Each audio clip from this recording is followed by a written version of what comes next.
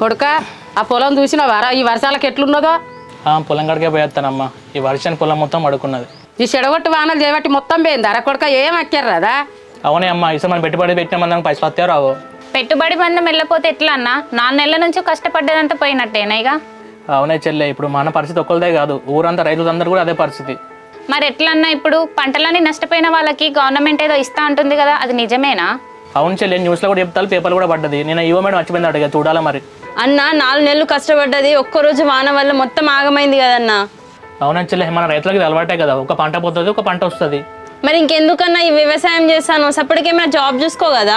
చెల్లె, ఈ పంట పోయిందని మనం వ్యవసాయం చేసుడు బంద్ చేస్తే మనం కడుపుకి ఏం తింటాయి మరి? చెల్లె, లాభం నష్టమో మనం కష్టపడి వ్యవసాయం చేస్తేనే కానీ 10 మంది అన్నం తింటారు.